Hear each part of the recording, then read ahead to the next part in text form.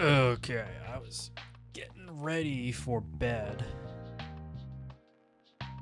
And I'm just glad I'm not on the East Coast right now because it's 1 a.m. Here, let's full screen this real quick. I do not have my webcam set up at the moment. Look at this.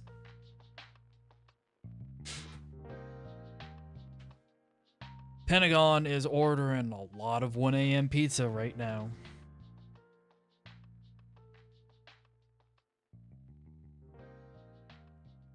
Let's see here.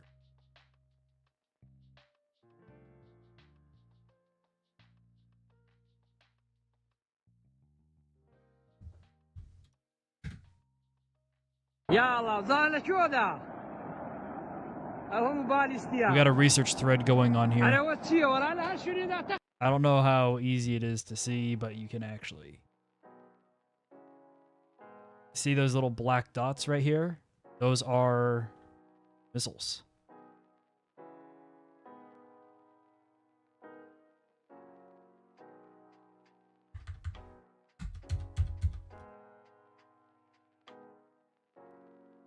So, Israeli media outlets are reporting that several assassination strikes were carried out against Iran. New York Times and Wall Street Journal confirmed that it is indeed a joint U.S.-Israeli operation. Airspace in Israel and Iran is closed. You can see there's only a handful of flights right now. All over Iran. Everyone is going around. Everyone is going around.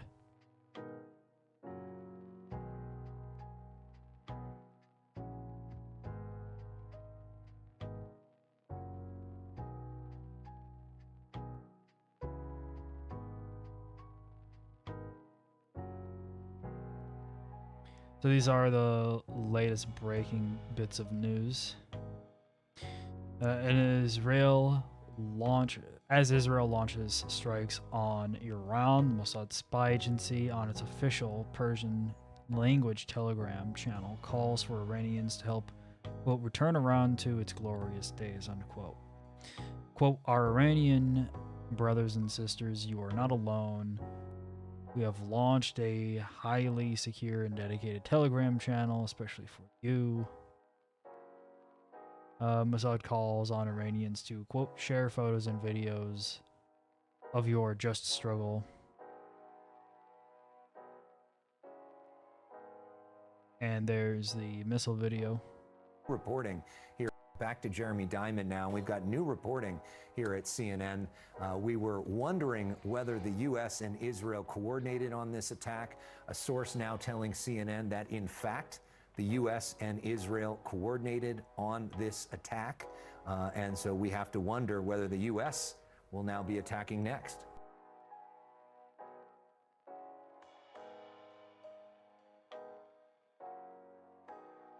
Baghdad airport is closing, airspace to be empty in a few minutes too.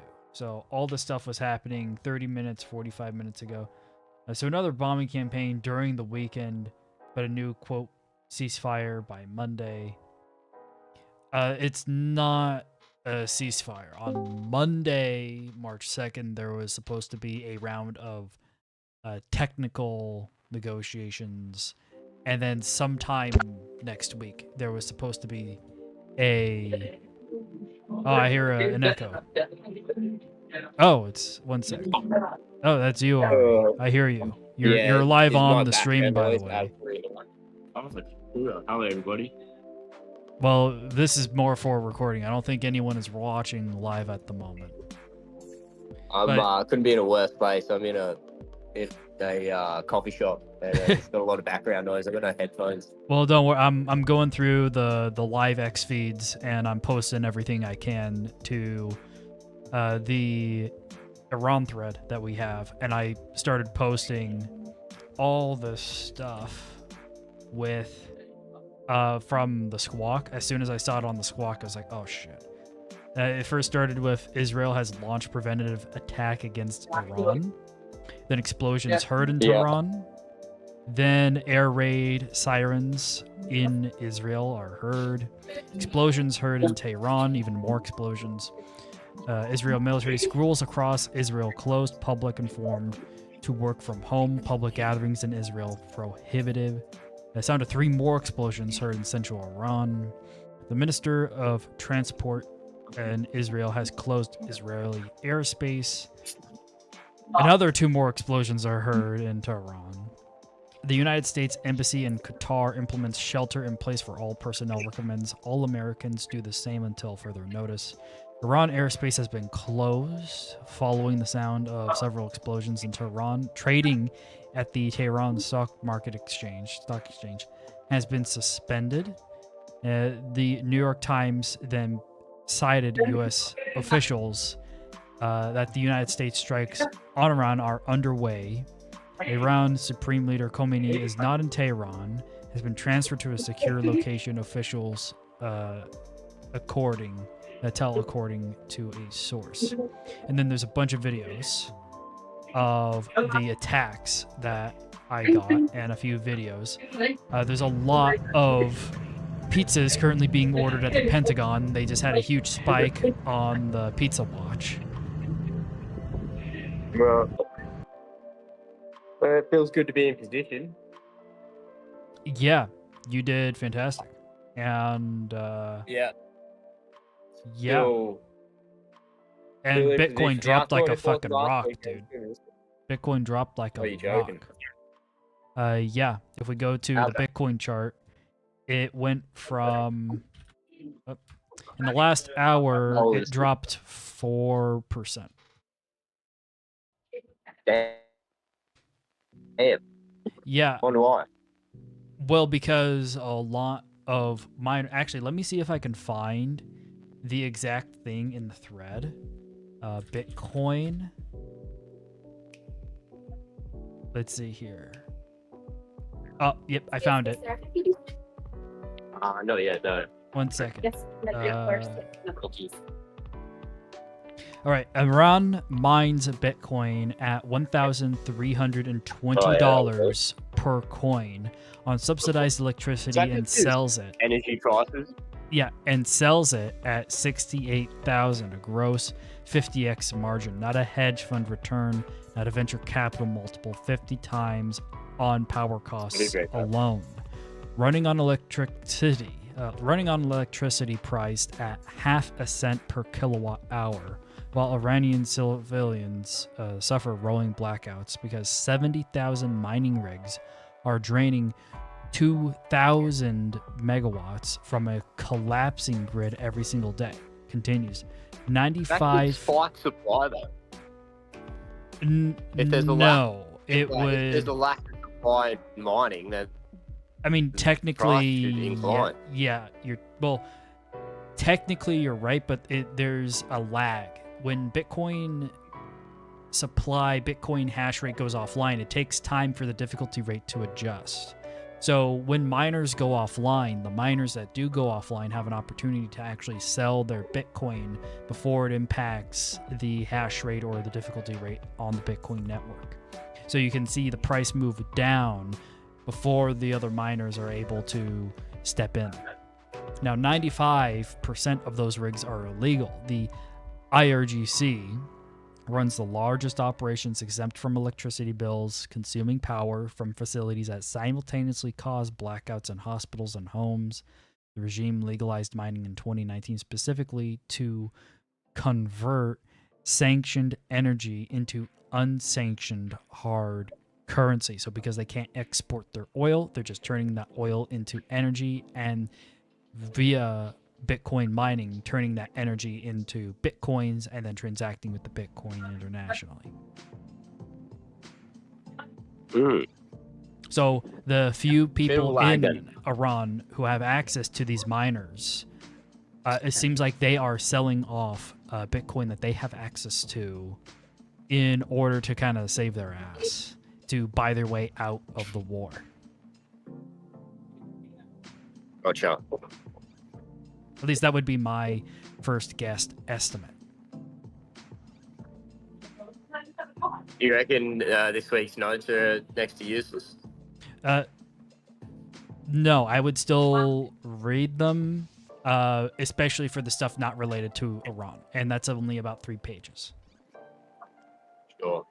There is something though. There were plenty of comments talking about what I just read, and I do have to say, there is a very common theme when it comes down to these kinds of major geopolitical events having any kind of lasting impact on Bitcoin price is pretty much nil.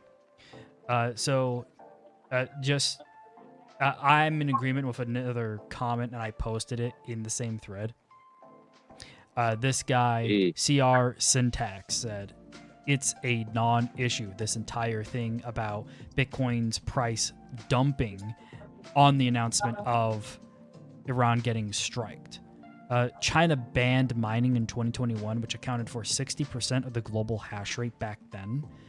The result was a minor exodus and better decentralization and a rebound of hash rate. Iran has currently a maximum of 5% of the global hash rate. Therefore, it's a non-issue. So way back when China had 60% of the hash rate and could do a lot more damage to the supply, the generation of Bitcoin. I mean, I remember the drop in the difficulty rate when that occurred. That was a big deal.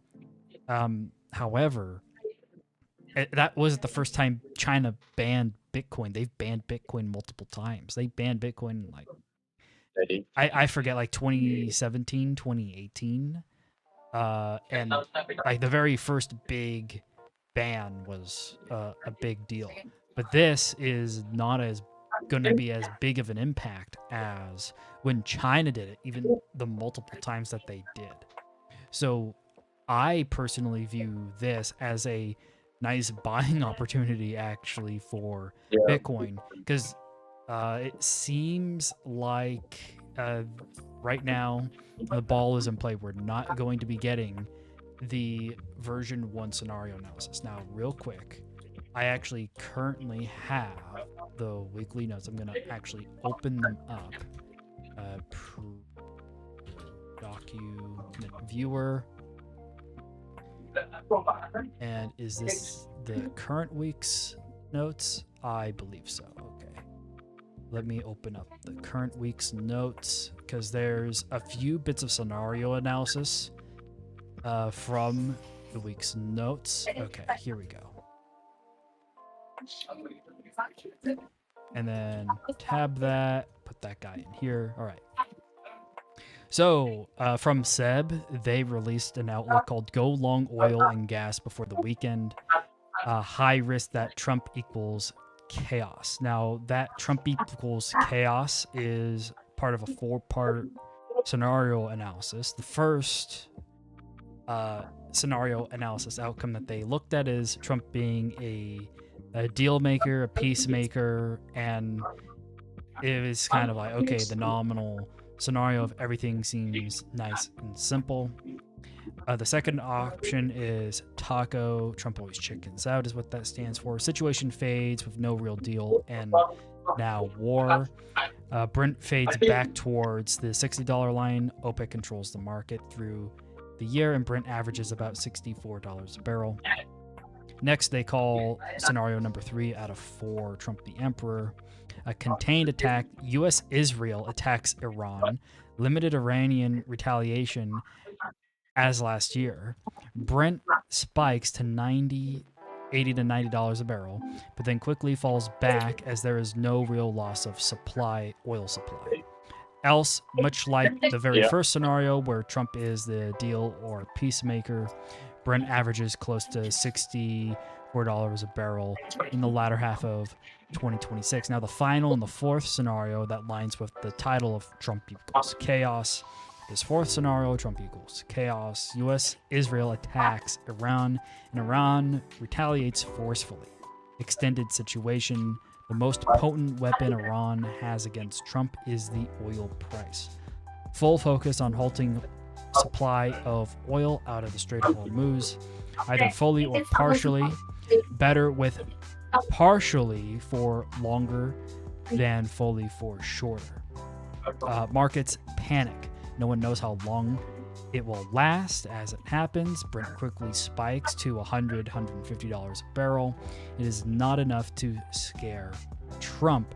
Real infliction of damage is necessary to Iran to actually end it. The situation needs to be extended over several months, maybe even all the way to November, with an oil average price of $80 to $100 a barrel in order to hurt Trump in the midterm elections via oil prices, via gasoline prices, via his voters.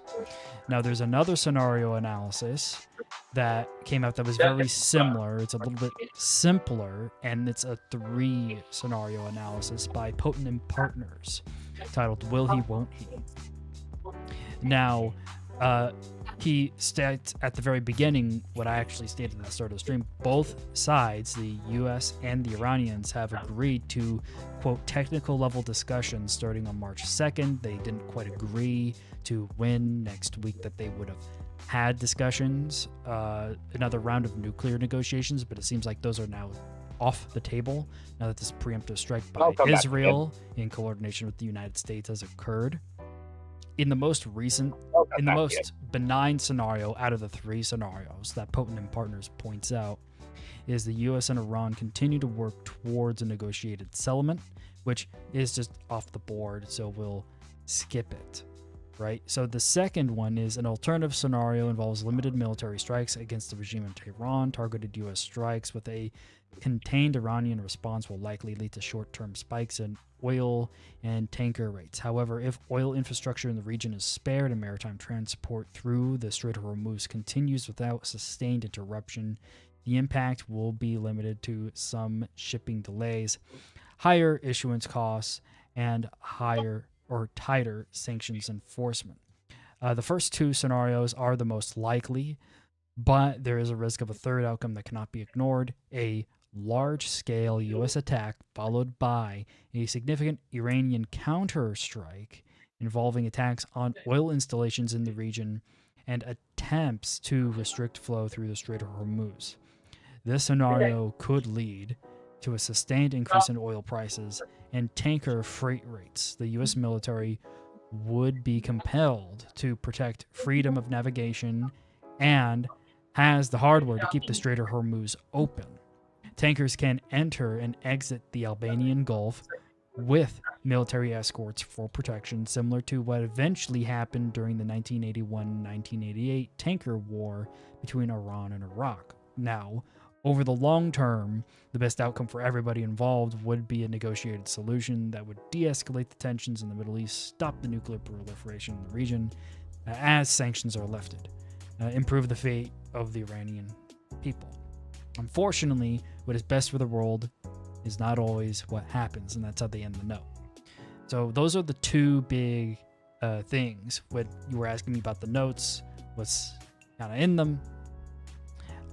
Those are the big things. But net, it seems like we have a little bit of a rebound currently in Bitcoin. It's up about 0.5%, only $300. It's actually more or less up $500, close to $600 from the low that it just made. And the low it made was at $63,059.50. So let's go ahead and update X and check out the latest news. Have you found...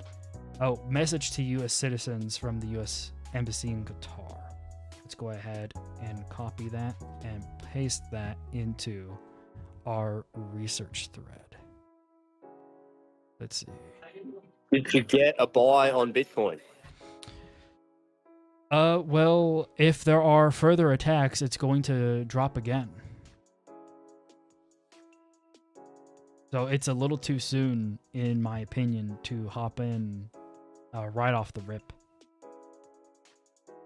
Yeah, I feel like it's going to be pretty prolonged now. You've got Israel involved. I got a map of the attacks that have happened. They attacked a bunch of different places. 1, 2, 3, 4, 5, 6, 7, 8 targets. Different cities have been All hit. military assets so far, I believe. Fighter jets in the sky of Tehran. So fighter jets are getting scrambled.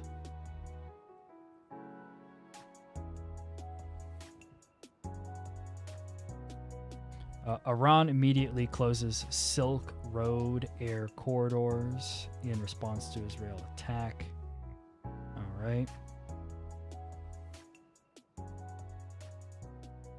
People in Iran have received text message saying, quote, help has arrived. So there's mass text messages going out to people in Iran saying help has arrived. Additional unconfirmed reports claim that Iran's defense minister, Amir Hatami, may have been targeted in the initial decapitation strikes.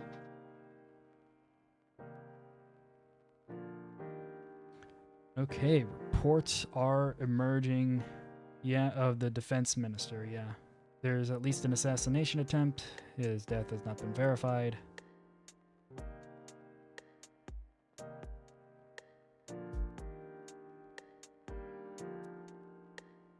More clips of the cruise missiles going past Iraq into Iran are getting shared on social media.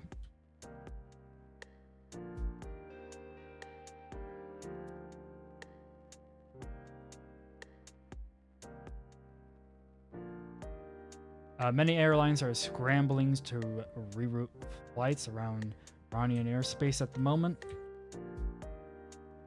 Israel says it has completed all of its objectives in its campaign against Iran. Well, that was an hour ago, that doesn't seem correct.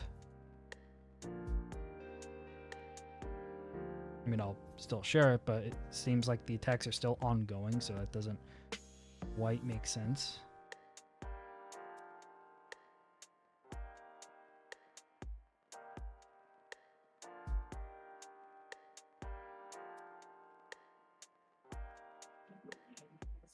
But did Israel throw this first stone here? Because I feel like it's going to be rather prolonged if the US want to get out. It's going to have to be fighting Israel at the same time because they're not going to want to leave. It's similar to the Gaza event. So the attack was initiated by the Israelis. It was a preemptive attack. But the United States is saying, or at least the Israelis, the Wall Street Journal and the New York Times are saying that the United States was in on it, and it's effectively a joint attack between the United States and Israel.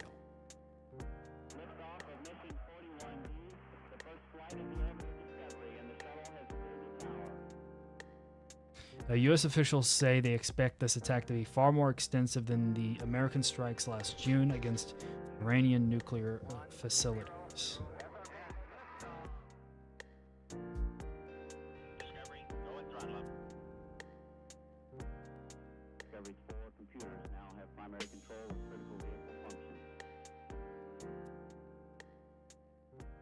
So the office of the Supreme Leader was targeted and it was hit, but nobody knows if he is dead or not. Initial reports say that he was moved to a secure location. There's people cheering at the explosions, roughly, and some of the cheers are translating roughly to, quote, so beautiful, unquote.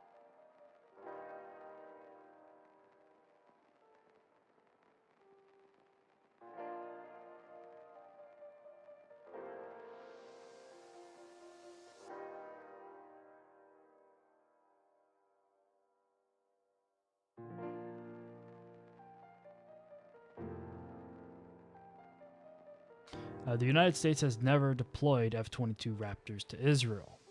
Not during the Gulf Wars, not during the 2024 strikes that destroyed every Iranian S-300 battery in a single night, not during the June 2025 12-day war that hit 3 nuclear facilities with 14 bunker busters until this week. 11 F-22s are now sitting at Ovda Air Base in Negev. Confirmed by satellite imagery, the first deployment of American Premier air superiority fighters to Israel's soil in the history of both nations. You need to understand that the F-22 does what no other aircraft can do. It does not bomb targets, it kills the things that protect targets. Its radar cross-section is smaller than a marble. It enters defended airspace invisible, maps every radar emission, and either destroys the air defense network or feeds its coordinates to the strike package following behind it. The Venezuela F-22 suppressed Russia's S-300VM batteries so completely that not a single interceptor missile was launched. The entire Russian-built air defense network went dark without firing a shot. Iran rebuilt portions of its air defense with Russian assistance after the October 2024 strikes. The F-22 deployment to Israel is the answer to whatever Iran built. Now, layer the logistics. 270 plus C-17s and C-5 transport flights to the Middle East since January. 4 C-17 Globemasters landed at Nevatim Air Base on Thursday alone. Nevatim is where Israel's F-35I Adir stealth fleet operates. 14 refueling tankers at Ben Gurion. 300 plus U.S. military aircraft now in the CENTCOM theater. This is not a deterrence posture. Deterrence is a carrier offshore in a press statement. 270 transport flights is a logistics tale for sustained high-intensity operations. You build that supply chain when you expect to use it. The pattern is identical to June 2025, but at triple the scale. Then B-2s from Diego Garcia, B-52s, and cruise missile trucks, F-15Es for escort. Now, all of that, plus F-22s in Israel for the first time, plus a second carrier, plus 4 deployed F-35s in Jordan, plus tanker fleets staged across 3 countries. Whatever is being planned is larger than whatever happened in June 2025. Geneva collapsed Thursday. Iran rejected every demand. Rubio flies to Jerusalem Monday. Ambassador Huckabee told staff to leave today. Beijing told its citizens to evacuate Iran today. Both of those are true.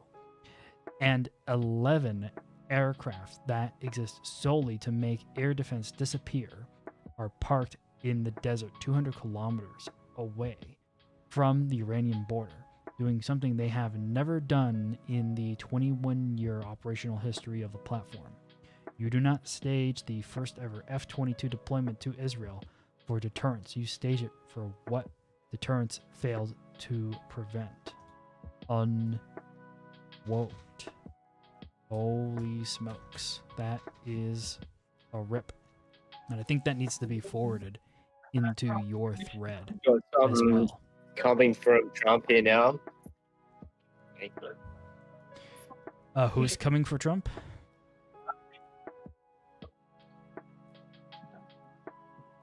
The Truth Social noticed an X account post of a speech he's just made. I don't see anything on Truth Social. Let's see here. X account, sorry. I've just sent it in trading room chat.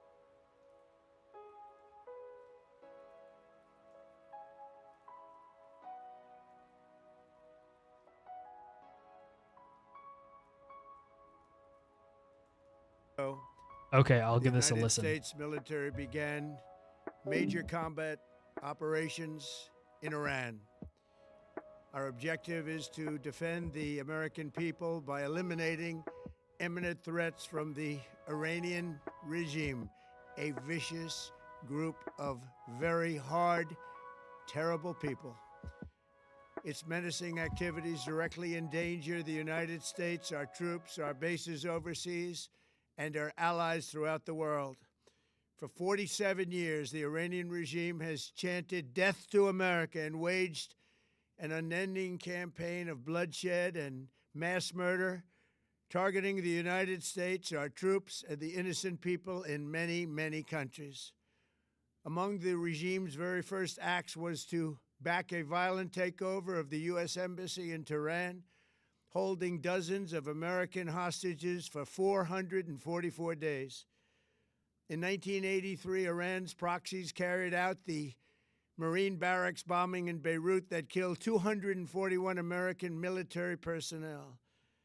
In 2000, they knew and were probably involved with the attack on the USS Cole. Many died. Iranian forces killed and maimed hundreds of American service members in Iraq. The regime's proxies have continued to launch countless attacks against American forces stationed in the Middle East in recent years, as well as U.S. naval and commercial vessels in international shipping lanes. It's been mass terror, and we're not going to put up with it any longer. From Lebanon to Yemen and Syria to Iraq, the regime has armed, trained, and funded terrorist militias that have soaked the earth with blood and guts. And it was Iran's proxy, Hamas, that launched the monstrous October 7th attacks on Israel, slaughtering more than 1,000 innocent people, including 46 Americans, while taking 12 of our citizens hostage. It was brutal, something like the world has never seen before. Iran is the world's #1 state sponsor of terror and just recently killed tens of thousands of its own citizens on the street as they protested. It has always been the policy of the United States, in particular, my administration, that this terrorist regime can never have a nuclear weapon. I'll say it again, they can never have a nuclear weapon. That is why in Operation Midnight Hammer last June, we obliterated the regime's nuclear program at Fordow, Natanz, and Isfahan. After that attack, we warned them never to resume their malicious pursuit of nuclear weapons, and we sought repeatedly to make a deal. We tried. They wanted to do it. They didn't want to do it. Again, they wanted to do it. They didn't want to do it. They didn't know what was happening. They just wanted to practice evil. But Iran refused, just as it has for decades and decades. They've rejected every opportunity to renounce their nuclear ambitions, and we can't take it anymore. Instead, they attempted to rebuild their nuclear program and to continue developing long-range missiles that can now threaten our very good friends and allies in Europe, our troops stationed overseas, and could soon reach the American homeland. Just imagine how emboldened this regime would be if they ever had and actually were armed with nuclear weapons as a means to deliver their message. For these reasons, the United States military is undertaking a massive and ongoing operation to prevent this very wicked, radical dictatorship from threatening America and our core national security interests.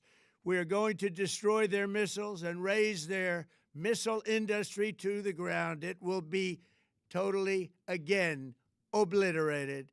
We're going to annihilate their Navy. We're going to ensure that the region's terrorist proxies can no longer destabilize the region or the world and attack our forces and no longer use their IEDs or roadside bombs, as they are sometimes called, to so gravely wound and kill thousands and thousands of people, including many Americans. And we will ensure that Iran does not obtain a nuclear weapon. It's a very simple message. They will never have a nuclear weapon. This regime will soon learn that no one should challenge the strength and might of the United States Armed Forces. I built and rebuilt our military in my first administration, and there is no military on earth even close to its power, strength, or sophistication. My administration has taken every possible step to minimize the risk to U.S. personnel in the region. Even so, and I do not make this statement lightly, the Iranian regime seeks to kill. The lives of courageous American heroes may be lost, and we may have casualties. That often happens in war. But we're doing this not for now. We're doing this for the future, and it is a noble mission. We pray for every service member as they selflessly risk their lives to ensure that Americans and our children will never be threatened by a nuclear-armed Iran. We ask God to protect all of our heroes in harm's way, and we trust that, with his help, the men and women of the armed forces will prevail. We have the greatest in the world, and they will prevail. To the members of the Islamic Revolutionary Guard, the armed forces, and all of the police, I say tonight that you must lay down your weapons and have complete immunity, or, in the alternative, face certain death. So, lay down your arms. You will be treated fairly with total immunity, or you will face certain death. Finally, to the great, proud people of Iran, I say tonight that the hour of your freedom is at hand. Stay sheltered. Don't leave your home. It's very dangerous outside. Bombs will be dropping everywhere. When we are finished, take over your government. It will be yours to take. This will be probably your only chance for generations. For many years, you have asked for America's help, but you never got it.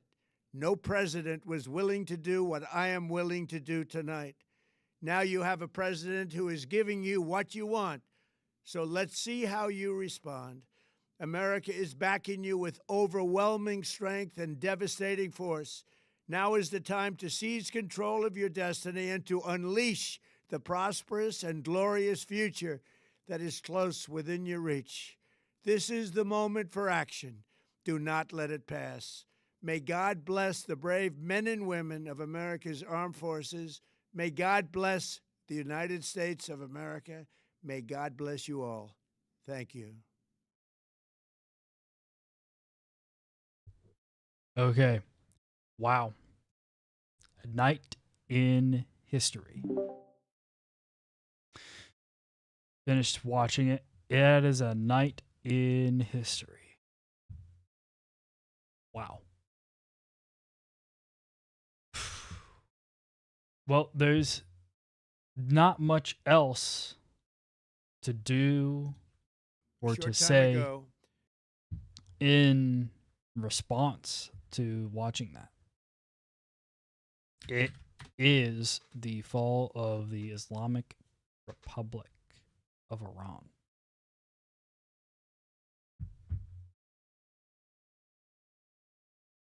Wow.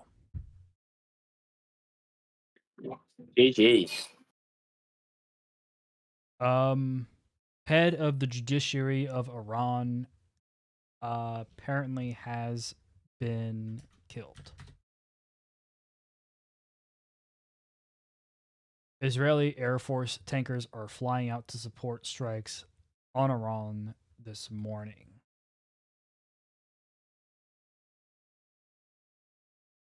A person in the street says, quote, "I think they just hit Khamenei's residence following the United States and Israel joint operation." Wow, and that's ball. An Israeli official says preparations are underway for an initial 4 days of intense joint strikes, adding that Tehran, quote, "will not look the same the day after." So by this time next week, the idea is that the Iranian regime will be gone and replaced. That is the current goal of the United States, and to do so without destroying oil infrastructure.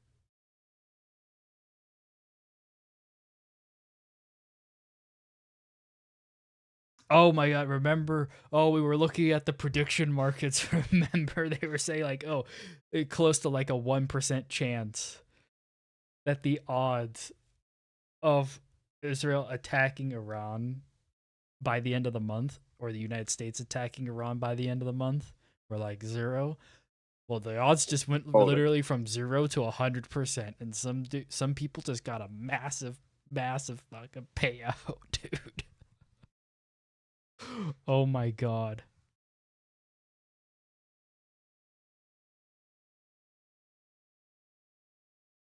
Massive payouts for a lot of people in these markets. Iran's defense minister has supposedly also been killed.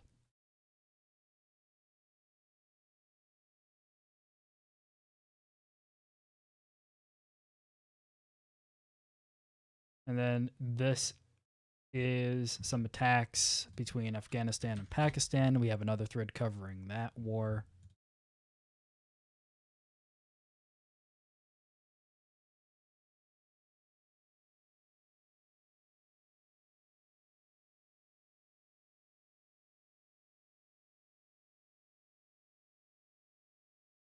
It's still so funny how the US military has learned they are allowed to bomb whoever they want, but it has to happen on a Friday night, so the markets cannot react until it's over.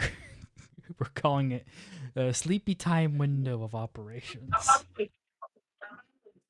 That was my theory, getting in position for the weekend. But by the sounds of Trump's plan, it's going to go for 4 days. So Monday, Tuesday. The Israeli video. news has reported that it should be going on for at least 4 days of strikes.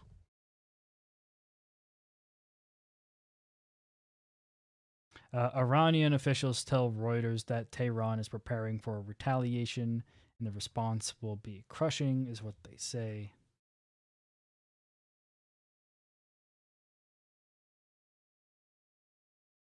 Tel Aviv residents calmly head back to the bunkers after an 8-month intermission. Everyone here knew this was coming. The IRGC shouldn't have tried to assassinate Trump. They didn't. They shouldn't have tried to destroy Israel. Well, apparently there was an assassination attempt on Trump last week. Someone tried to get within reach of Trump with a gun. I forget the details other than that, because it was not very widely publicized. It was publicized, but it's not like front page of everything, at least when I was on the internet. Let's see here. Okay, who is this? Who is this? 14th Prime Minister, I believe, Israel, head of opposition. Okay. Not terribly important. The United States has walked away from nuclear talks after Iran introduced new demands to the table. A senior U.S. official revealed the blunt exchange. We told them it's this or nothing. They said, quote, then nothing.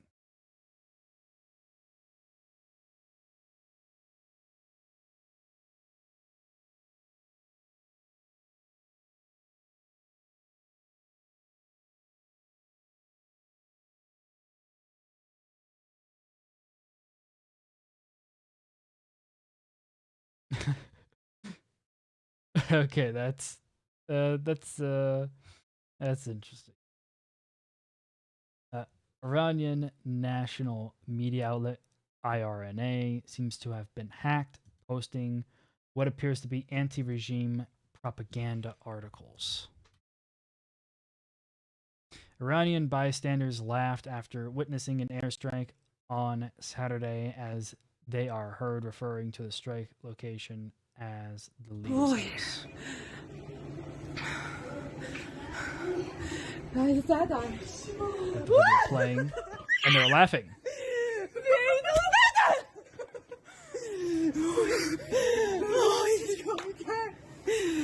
Yes, and it's a bunch of women.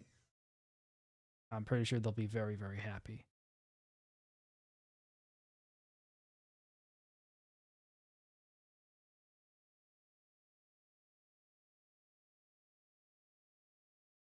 Oh, Polymarket on X posted some stuff. Pentagon traffic just went vertical. Diplomats are being quietly evacuated. Someone just bet $100,000 on the attacks. Potential payout $800,000. Wow. So there was an insider, as there were other things coming through.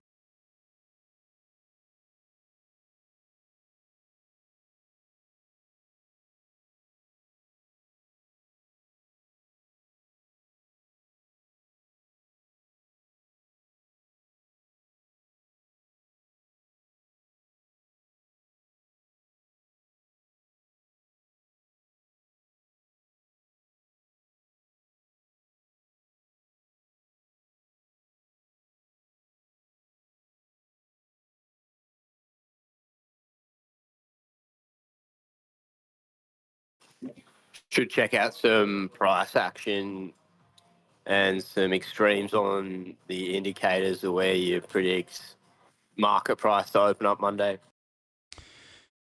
Oh, there's no way you can use the indicators to do this because it's going to jump. There's going to be a discrete jump in price. You have to wait until the market opens before you can use the ranges because the ranges are related to, the market open position.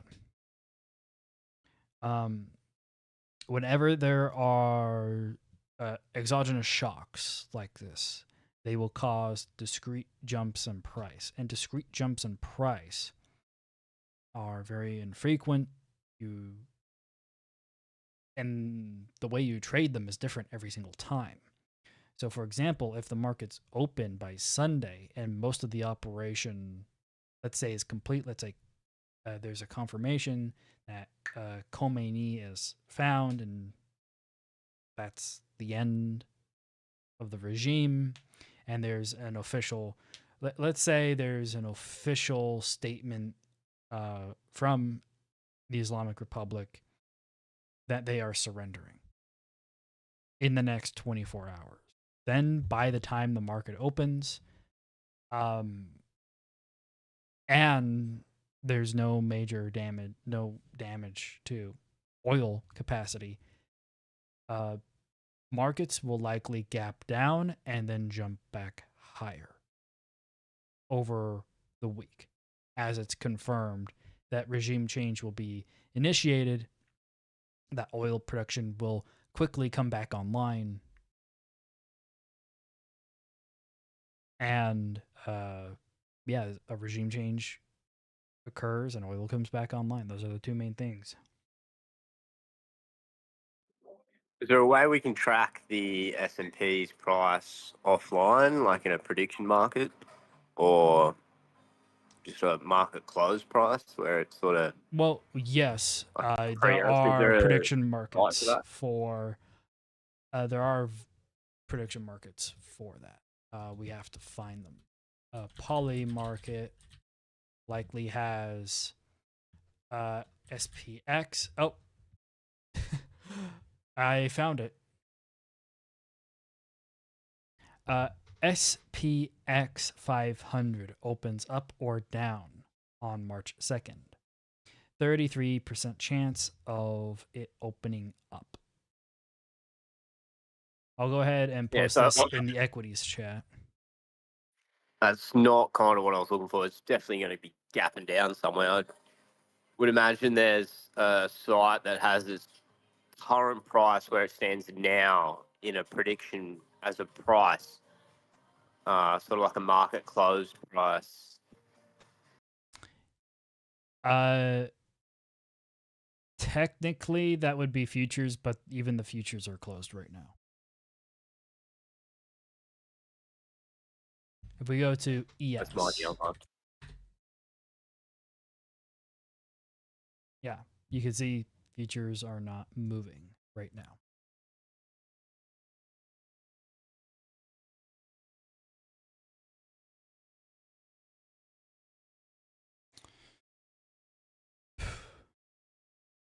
Yeah, this is going to be a long night.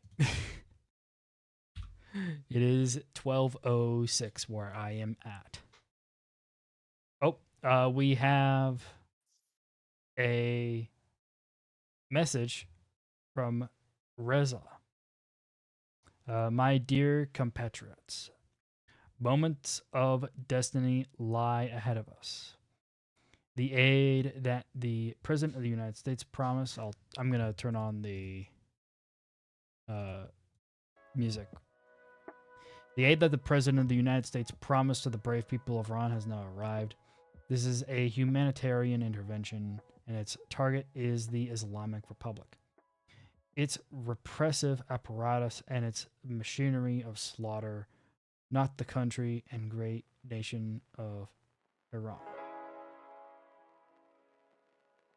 But even with the arrival of this aid, the final victory will still be forged by our hands.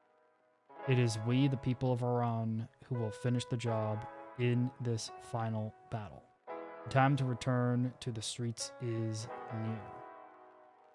Now that the Islamic Republic is collapsing, my message to the country's military, police, and security forces is clear. You have sworn an oath to protect Iran and the Iranian people, not the Islamic Republic and its leaders. Your duty is to defend the people, not a regime that has taken our homeland hostage through repression and crime. Join the people and help bring about a stable and secure transition. Otherwise, you will go down with Khomeini's sinking ship and his regime. And my message to the President of the United States, President Trump, is this. The noble people of Iran, despite the savage repression and massacres of this regime, stood firm of courage for nearly 2 months. And I'll ask you to exercise the utmost caution to preserve the lives of civilians and my compatriots. The people of Iran are your natural allies and those of the free world. And they will never forget your support in the most difficult period in contemporary Iranian history. And to you, my dear compatriots in Iran, in these sensitive hours and days, more than ever, we must stay focused on our ultimate goal, reclaiming Iran. I ask you to remain in your homes for now and to preserve your safety and security. Stay vigilant and ready so that at the appropriate time, which I will announce to you precisely, you can return to the streets for the final action. Follow my messages through social media and satellite media. If there are disruptions to the internet and satellite, I will stay in touch with you via radio waves. We are very close to final victory. I want to be by your side as soon as possible, so that together we can take back and rebuild Iran.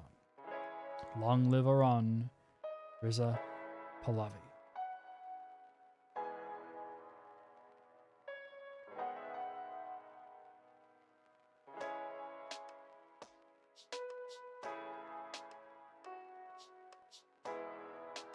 Great message. And that message has 33,000 likes, while Trump's official White House message has 8,000 likes.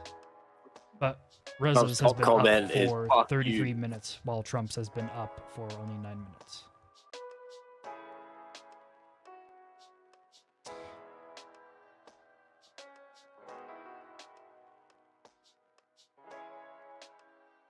Commander-in-Chief of the Iranian army has been killed, not confirmed yet.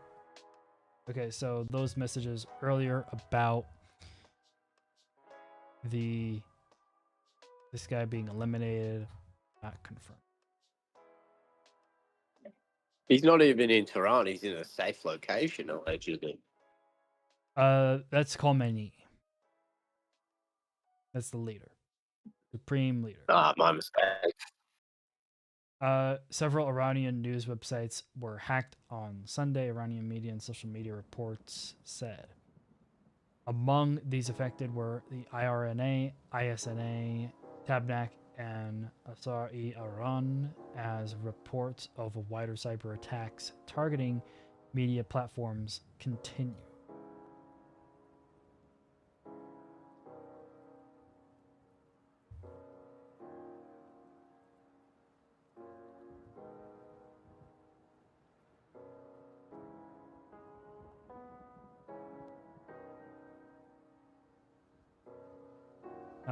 An Iranian man can be heard saying, "This is Sariat Street in Tehran. Bibi has arrived, savior of the two worlds." Iranians use that expression for someone they deeply abhor. In case he is referring to Netanyahu, expressing excitement over the Israeli strikes. You know, you typically don't hear people cheering their cities getting blown up. Unless they really don't like what's getting blown up.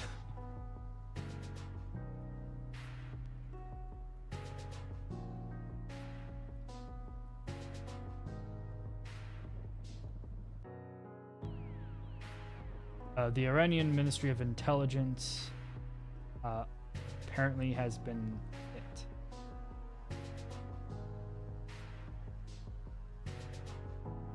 An Iranian app for tracking Muslim prayer times has been hacked. Messages are encouraging armed forces to defect and protect your compatriots. They will protect you in return. Another message says help has arrived. Another, it's time for reckoning.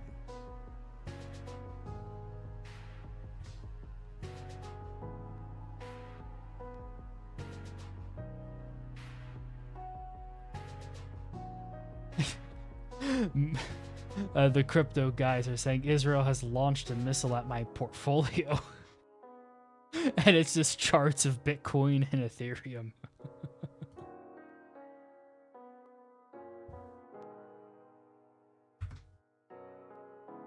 Oh.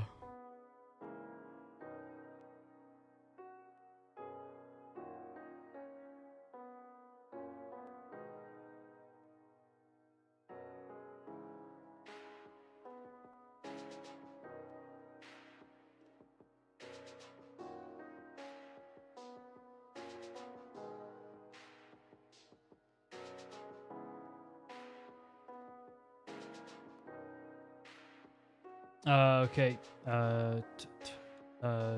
Oh, this is something on Cuba. President Trump apparently is going to be assuming economic management authority of Cuba within 30 days, per Laura Loomer. That's what she has to say about that. We'll have to see how things go with Cuba.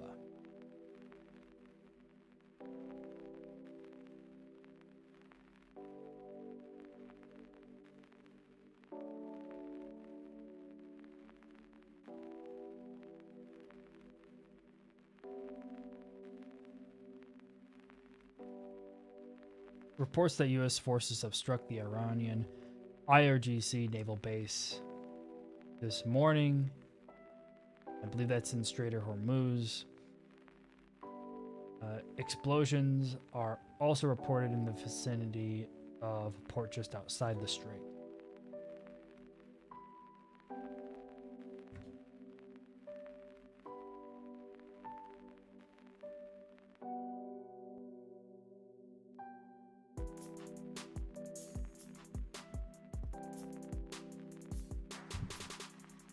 Confirmed live metrics show a disruption in internet access in parts of Iran, including Tehran, and connectivity at 54% of ordinary levels. The incident comes as the United States and Israel target the regime with military strikes and will limit visibility into incidents on the ground.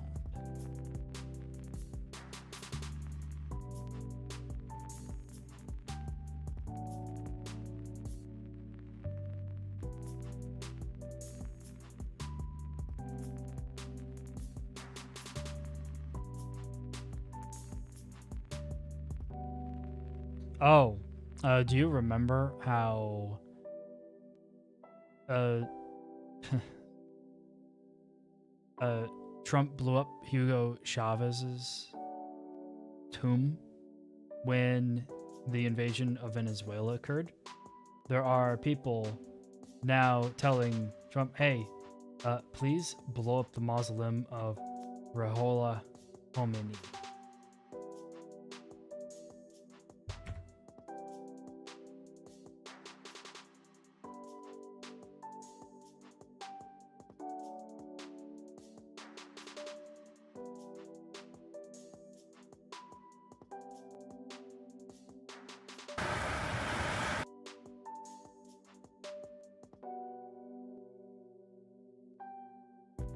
According to this guy's sources in Tehran, multiple government buildings belonging to the Islamic regime of Iran were targeted in U.S. military strike.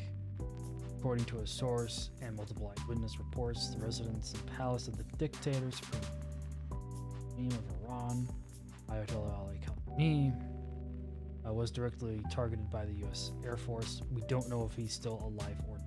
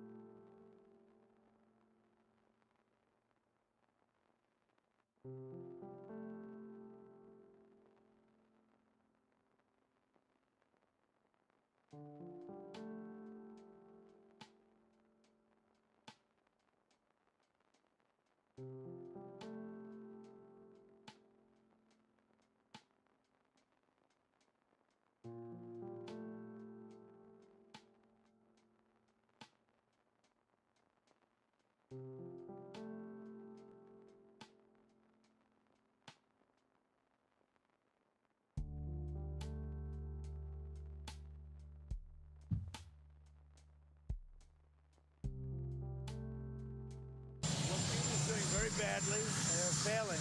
Cuba right now is, to put it mildly, a failing nation. And I've been hearing about Cuba. I said before, since I'm a little boy, I've been hearing about Cuba, and everybody wanted to change. And I can see that happening. Marco Rubio is dealing on it, and at a very high level. And, you know, they have no money, they have no oil, they have no food. And it's really right now a nation in deep trouble.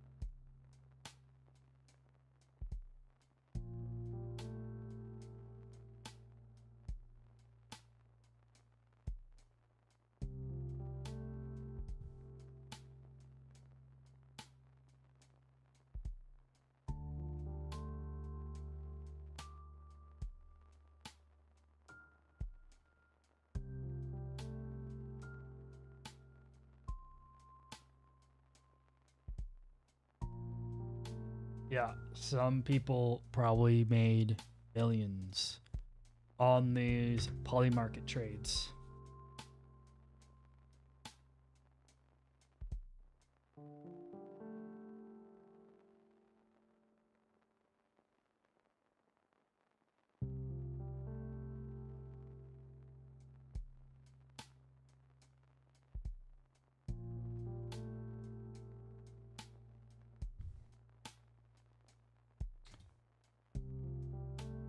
And we'll forward that to the prediction markets channel.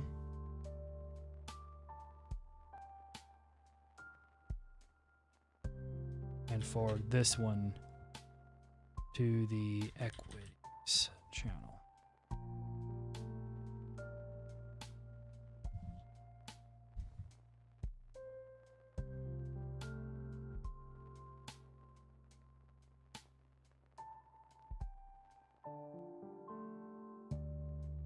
Russia weighs halt to peace talks unless Ukraine secedes territory.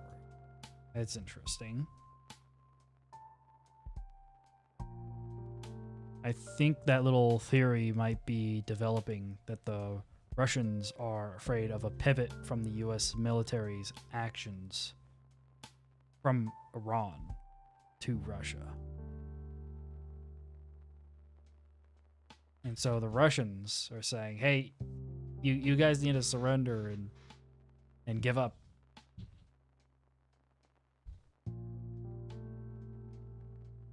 Give us what we want, or we're going to stop talking. What's this? Iran has a rare Western art collection worth $3 billion US. It's been hiding in a basement vault for decades. It contains over 3,000 paintings, never before seen Picassos, Monets, a rare Van Gogh once owned by an American vice president, and more. It was curated by the Shah's wife.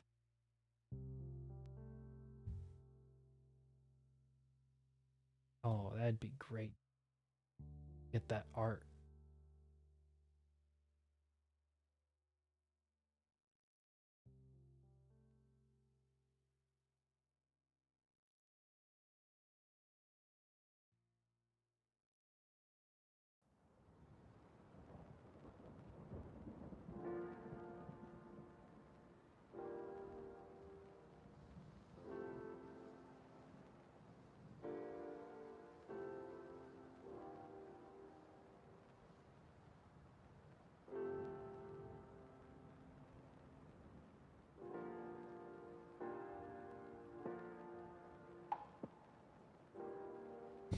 Yeah, I noticed that too. They're attacking Iran in the middle of broad daylight.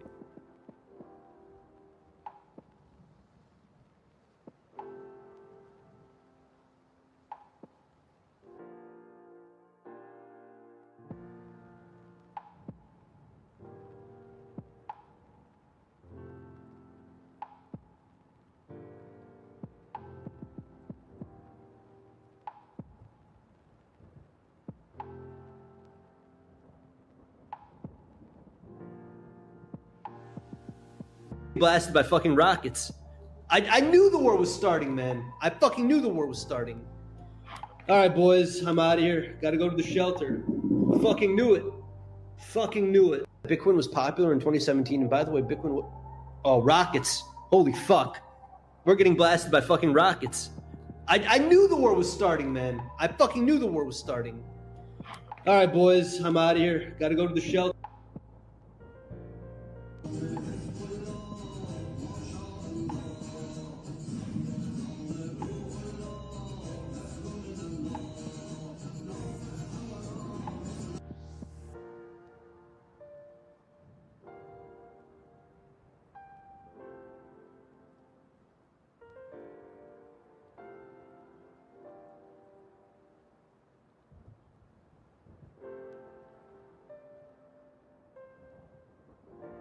Oh. और ये हुजूम हाँ ठीक है ना और ये फिर Newly released undercover video found in a Brooklyn courtroom captures an alleged Iran-linked operative describing the 2024 plot to assassinate Trump.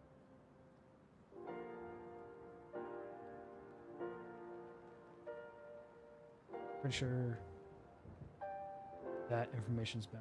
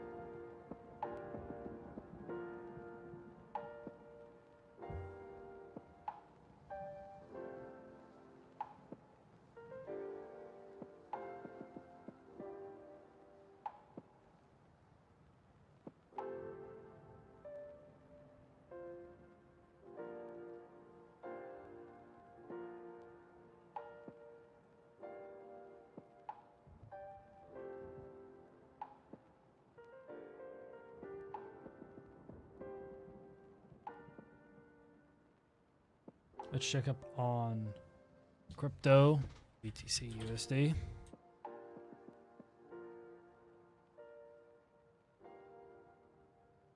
Yeah, we're still trading around 63.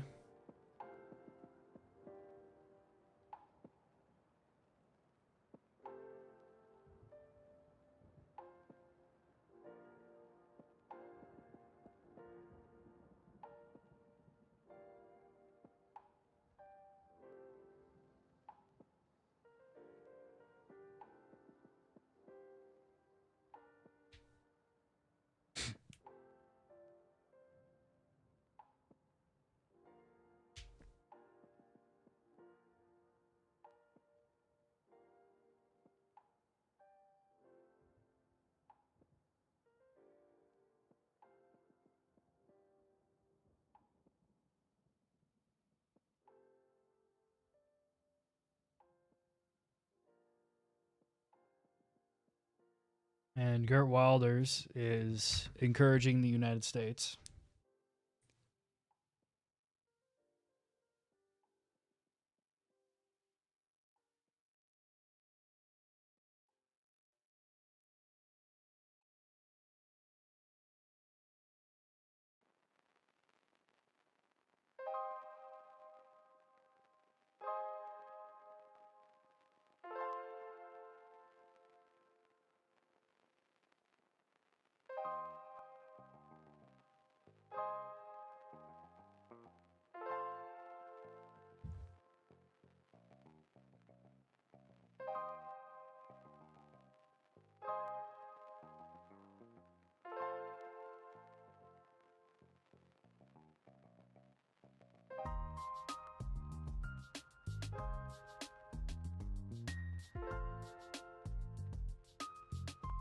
All right, so we're going to be reading some live updates here from the New York Times.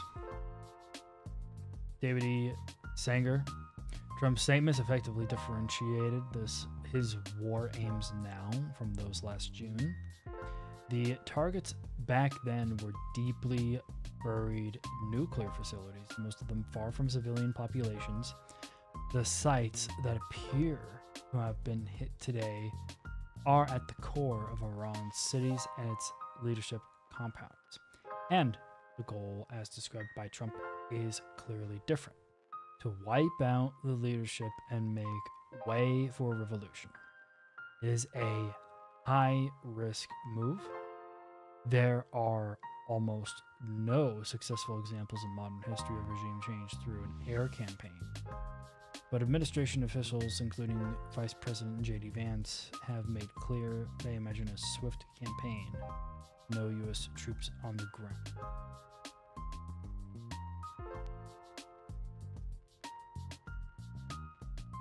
Prime Minister Benjamin Netanyahu announced in a video statement that Israel and the United States had launched a joint operation against what he called the existential threat posed by Iran. He said that American-Israeli attack against the Iranian government would, quote, create the conditions for the brave Iranian people to take their destiny into their own hands. The Constitution grants Congress alone the power to formally declare a war, something that even Republicans on Capitol Hill have sought to remind Trump of this week. In his video remarks, the president indicated that he understood this operation to be a war, citing the possibility of American, quote, casualties that often happen in war. His declaration that, quote, no president was willing to do what I am willing to do tonight speaks to the likely unilateral decision-making from the White House. Just hours before the attacks began, senior officials from Arab states and European allies were saying that the White House was still not telling them what the objective of the strikes would be. President Trump left no doubt in his video that it is regime change. When we are finished, quote, take over your government. He said. Trump went on to claim that only he, among the presidents who have confronted Iran since the 1979 Islamic Revolution, was willing to seize the moment. The Israeli military said it has detected ballistic missiles launched from Iran at the country. The first wave of Iranian retaliation in response to the U.S. Israeli attacks earlier today. Air sirens are resounding throughout northern Israel and the coastal city of Haifa, warning residents to enter fortified shelters. Iran's state television announces that Iran armed forces were getting ready to retaliate against Israel. Several residents of Tehran said there have been no direction from the government so far, and that sirens did not sound when the attacks began. They said that state radio and television outlets were not giving people guidance on where to go and what to do. Regime change in Iran would be the fulfillment of a decades-old obsession of Prime Minister Benjamin Netanyahu of Israel. He has long portrayed the Islamic Republic as a menace to Israel, the Middle East, and the world.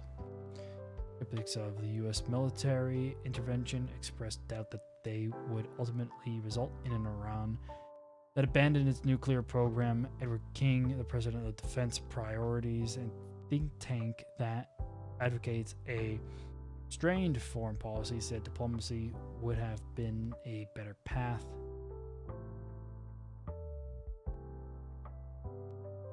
Okay. A Tehran resident and local journalist said landlines in the city were down and only mobile phones had sporadic reception. All right. The foreign minister of Oman, Badir, can't pronounce that last name, Abu Sadid, who was mediating the talks between Iran and the United States, had flown to Washington to argue the progress was being made. Said Tehran had agreed never to stockpile or enriched uranium, making, quote, the enrichment argument less relevant. But Iran had refused to discuss other reported American demands that it gave up enrichment entirely, and with the range of its ballistic missiles and end its support to its allies in the region, including Hamas, Hezbollah, and the Houthis.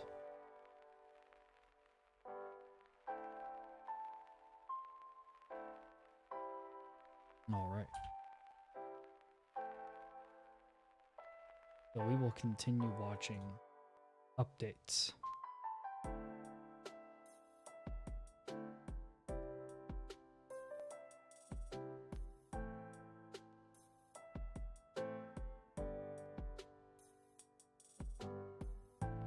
World War III is currently trending on X.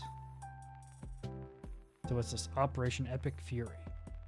So that seems to be the name of the operation.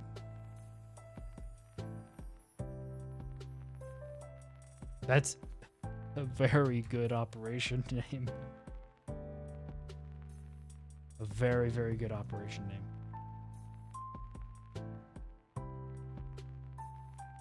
Operation Epic Fury underway against Iran.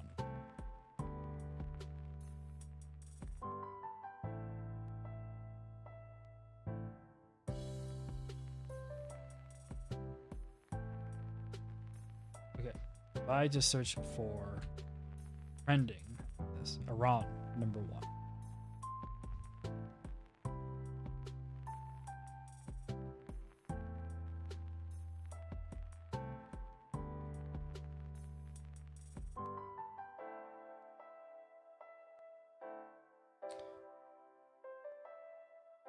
Let's see.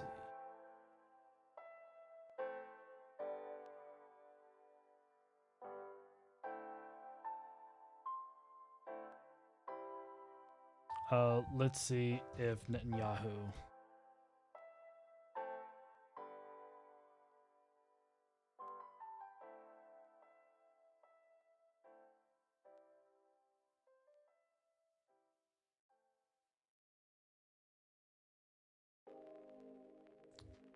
There should be the video. All right. Here is the video from Netanyahu. אזרחי ישראל, לפני שעה קלה יצאו ישראל וארצות הברית. Oh, is it? It's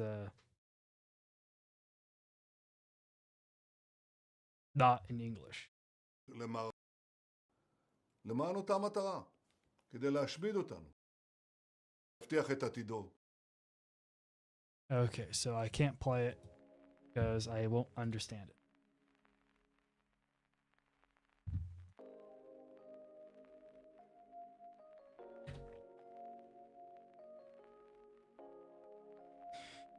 However, what he did say was, my brothers and sisters, citizens of Israel, just an hour ago, Israel and the United States embarked on an operation to remove the existential threat posed by the terrorist regime in Iran. I thank our great friend, President Donald Trump, for his historic leadership for 74 years, or 47 years. The Ayatollah's regime had chanted death to Israel, death to America, and also death to England, has spilled our blood, murdered many Americans, and massacred its own people. This murderous terrorist regime must not be allowed to arm itself with nuclear weapons that would enable it to threaten all of humanity. Our joint operation will create the conditions for the brave Iranian people to take their fate into their own hands. The time has come for all parts of the Iranian people, Persians, Kurds, Azeris, Bolog, and Ahwazis, to cast off the yoke of tyranny and bring freedom and peace-loving values to Iran.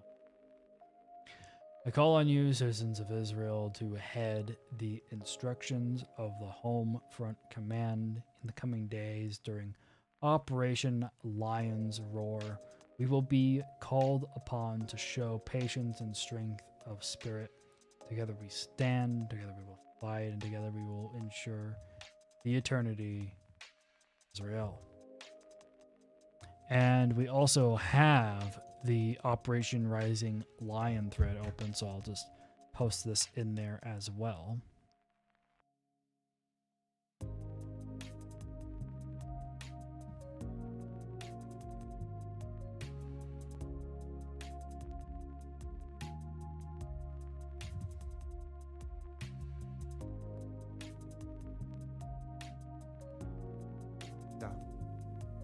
لحظاتی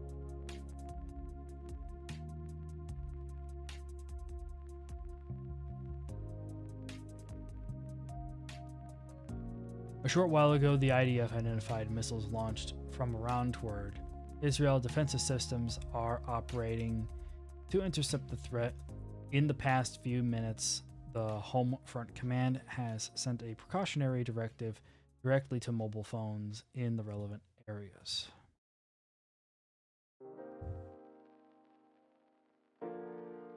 New targets in Iran are blowing up too quickly for me to map, says Open Source Intelligence Technical. The IDF identified that a short time ago, missiles were launched from Iran toward territory of the State of Israel. Okay.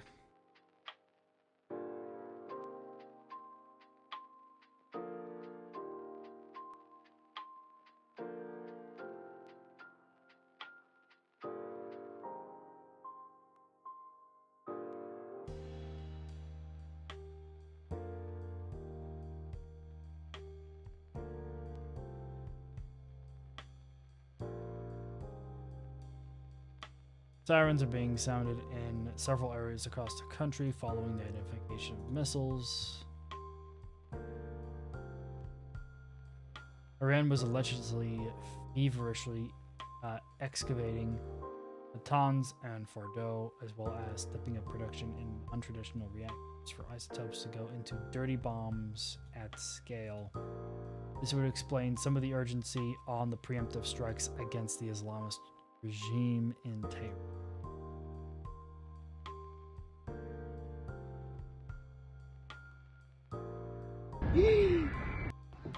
وای وای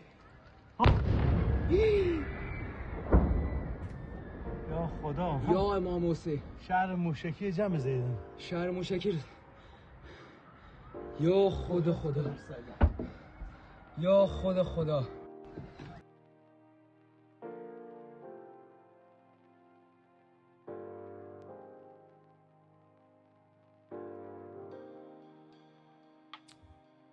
Okay, so one of the sites that was bombed a while earlier in the Strait of Hormuz, scroll up far enough, was a site where there were speedboats and coastal defense missiles.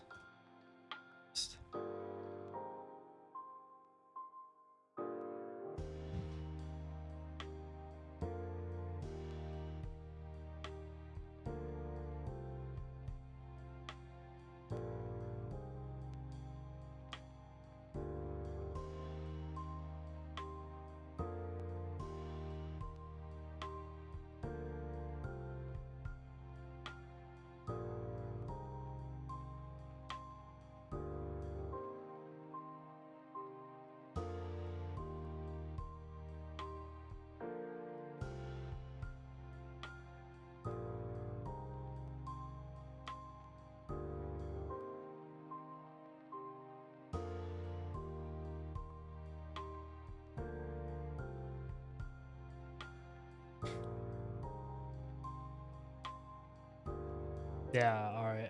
Seriously, that idea for a bar called Monitoring the Situation or Monitor the Situation, and it's just instead of a sports bar, it's got all this open source intelligence and newswire stuff. Dude, That's a great idea. It didn't jump on it soon enough. It would seriously be so successful, and especially in Vegas, man. If that kind of bar could be opened in Vegas, it'd be so fucking successful because so many people are betting on things internationally in Vegas. It would do well. And instead of serving alcoholic drinks, you're serving you do like you have a nurse there who can do IV transfusions to keep you healthy and give you B vitamins and fucking Red Bull if you really need it. Like gives you like everything on the menu is some kind of medical energy treatment to keep you awake. Not a bad idea. Like megadose creatine if you're sleep deprived.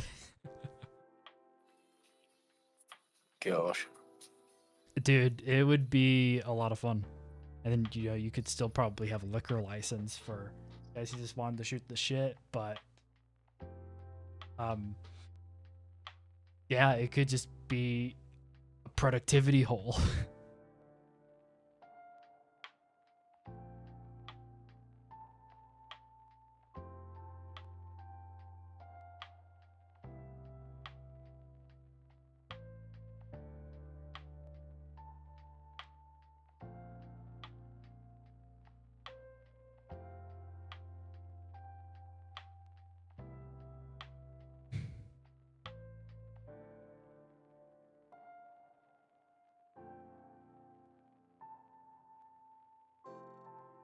Bitcoin's still holding in there. There's been a few more attacks around the Gulf of Oman. Persian Gulf.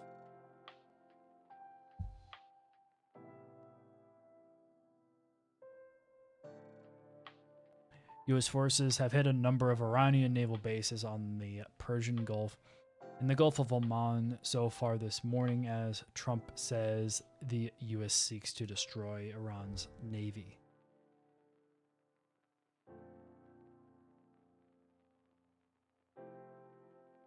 Around 90% of Iran's oil goes to China. Why? It's cheap and it can be settled in renminbi, bypassing the U.S. dollar system entirely. Iran gets yuan, then spends most of it buying Chinese machinery, electronics, and industrial goods. The money flows right back to Beijing.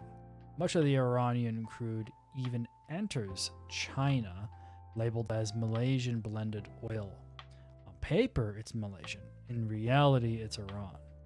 To dodge U.S. sanctions, China keeps its major banks away from the deals. Instead, transactions are routed through smaller institutions like Kunlun Bank, controlled by CNPC and based in Xinjiang. I think I butchered that pronunciation. It's a sanctions workaround a currency experiment, and a geopolitical lifeline all rolled into one. Yes.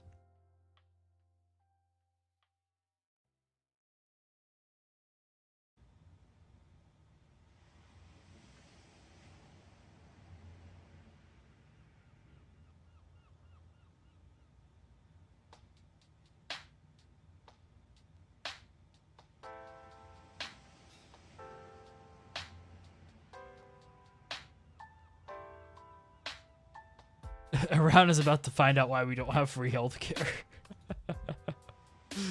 Oh,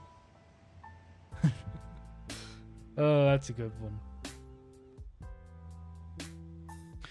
We did not move 1/3 of operational U.S. Air Force capacity and 33% of our deployable Navy for limited strikes kits.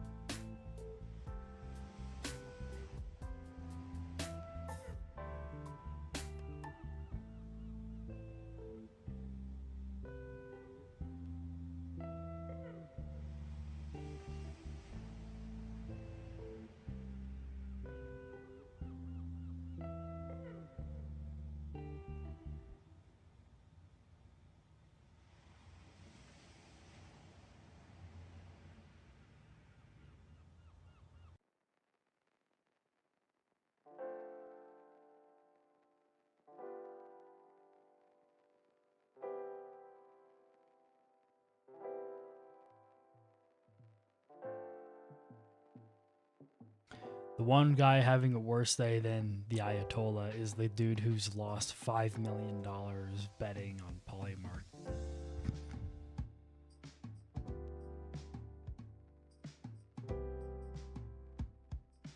Oh yeah.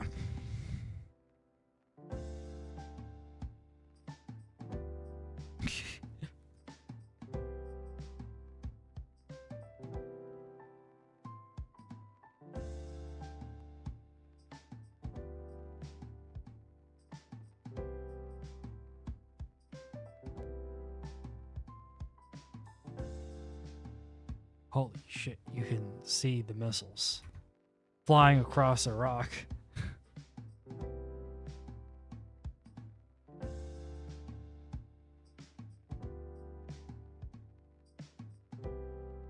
Iranian mullahs won't be able to use Afghanistan to flee to when the American bombing begins in Iran, because Pakistan will be bombing Afghanistan. wishing nothing but terrible luck to the mullahs in both countries.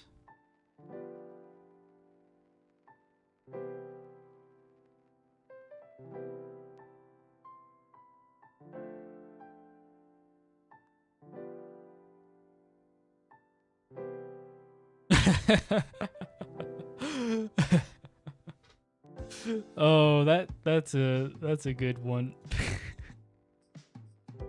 So after Anthropic refused to work with the Pentagon, Sam Altman stepped in and said, "Oh, I'll work with the Pentagon." And later that day, there's the attack on Iran. The speculation is the Pentagon typed "bomb Iran" into ChatGPT and it got right to work.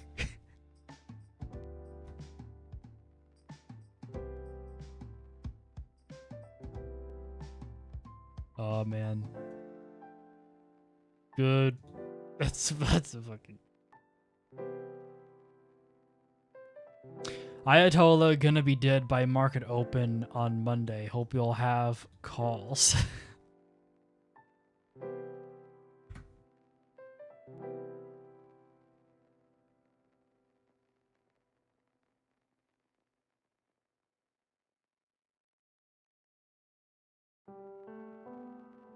A pro-regime Telegram channel in Iran is confirming that the following sites have been hit: Ministry of Intelligence, Ministry of Defense, Office of the Supreme Leader, Atomic Energy Organization, and Parchin Complex. They also admitted that several Iranian applications and official government news websites have been hacked, and messages expressing support for the Israeli Straits are being circulated.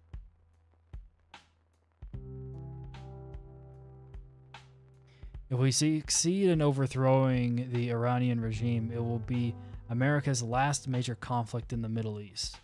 A secular Iran will be the dominant power in the region. Iraq and Syria will finally stabilize. The biggest losers will be Bahrain, Qatar, the UAE, and Oman, who will see their power and influence wane once they're no longer needed as brokers between the Iranian regime and the West.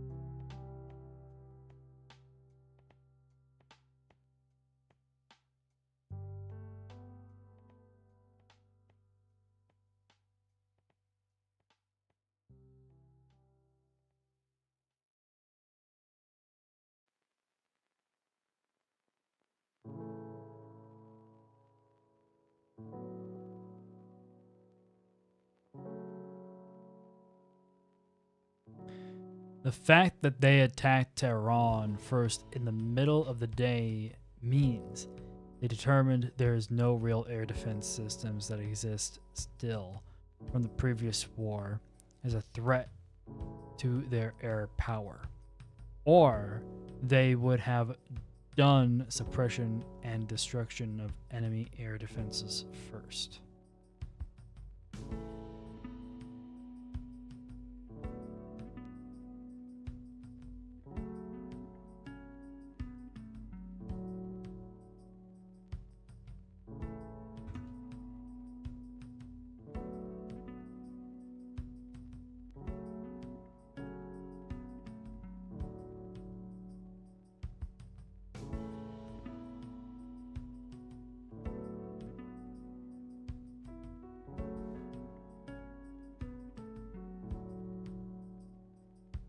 of last year that ended with Operation.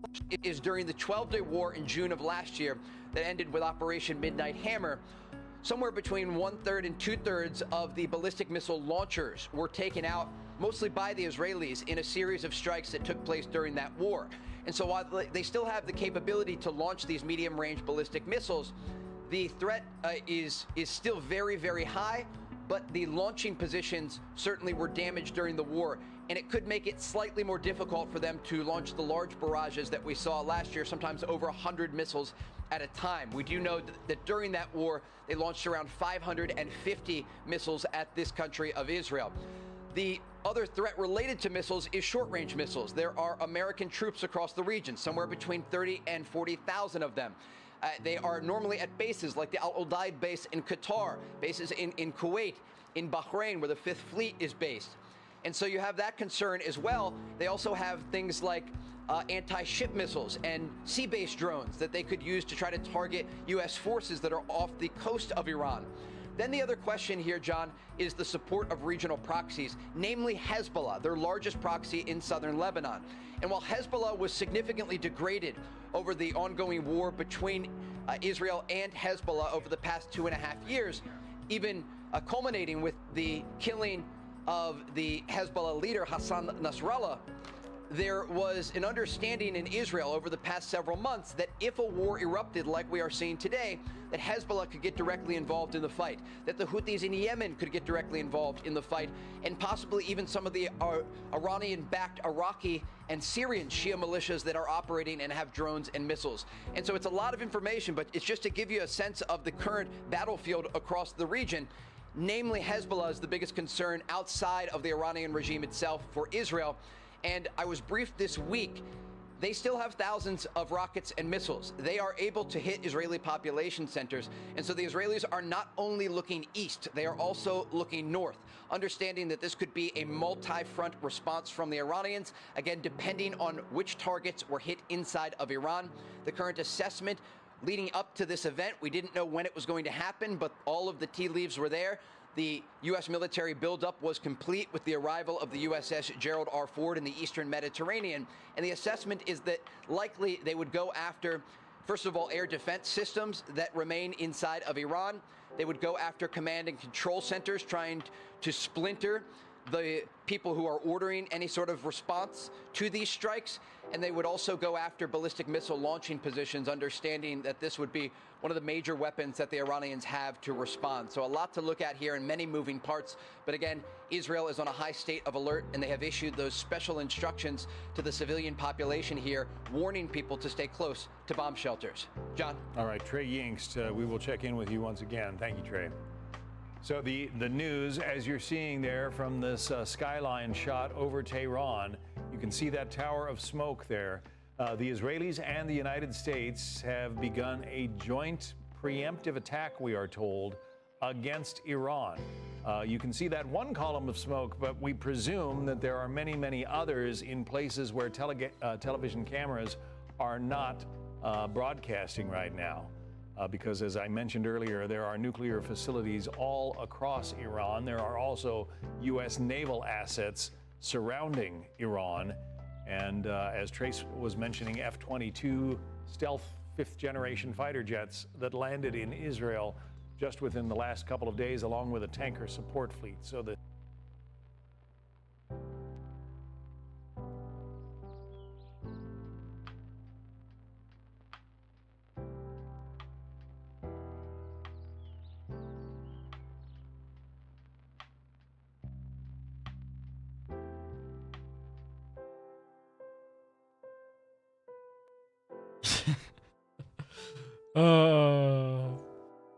Poor Rubio, man.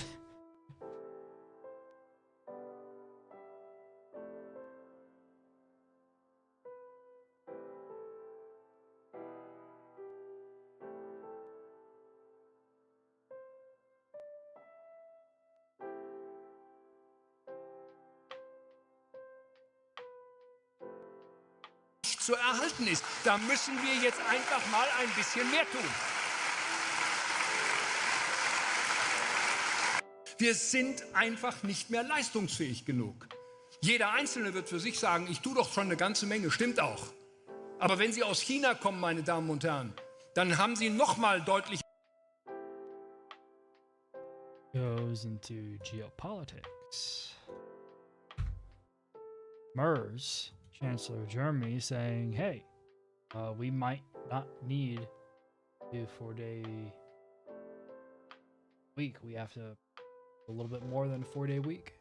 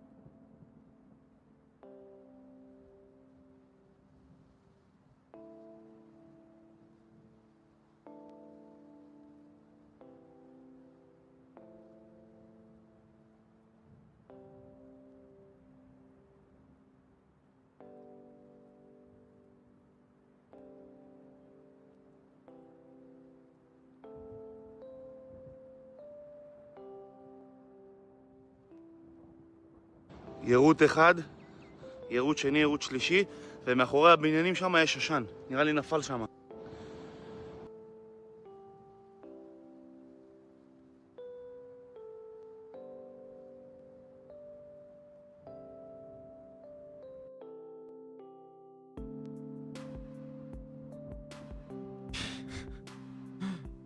That's kind of funny how there's a Goodyear Zeppelin.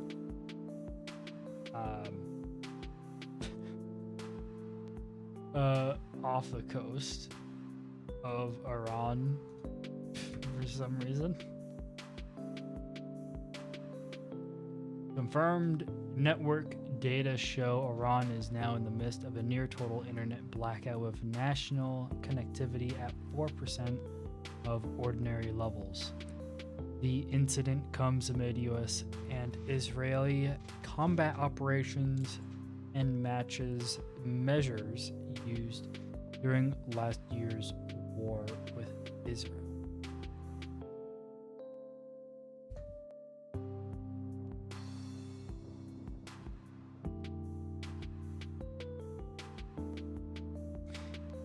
An additional barrage of missiles was launched towards Israel. The Aerial Defense Army Array is currently identifying and intercepting threats.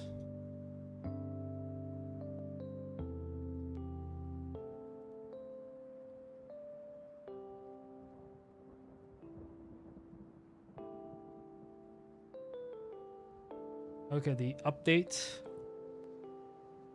seem to be slowing down now.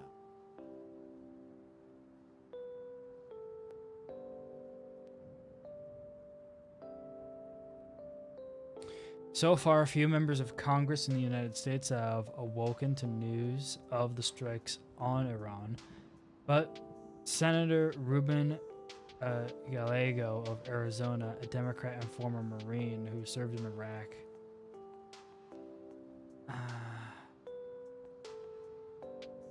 I mean, this guy, Arizona, yeah.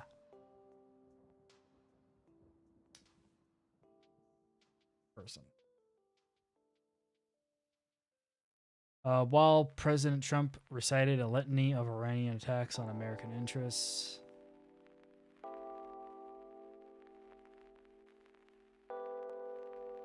okay. Videos verified by the New York Times show strikes in an area of Tehran that houses the presidential palace and National Security Council, among other important government buildings. Another video shows a strike near a Ministry of Intelligence.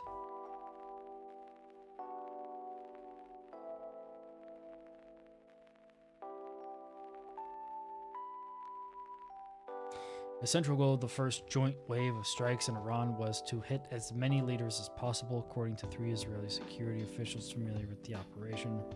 The officials said that, similar to the previous strikes in June last year, planners took into account that they would manage to achieve at least some degree of surprise.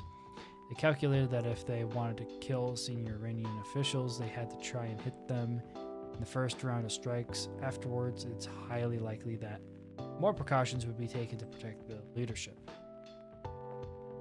Department of Defense is calling the strikes Operation Pekiri. Okay, we got one update. The Israeli military said that joint U.S.-Israeli attack has struck dozens of military targets in Iran so far. The strikes aimed to thoroughly degrade the terrorist regime, the military statement said. Okay.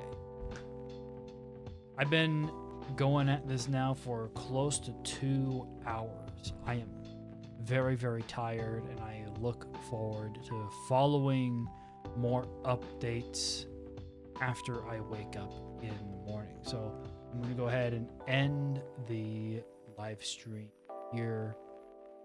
This is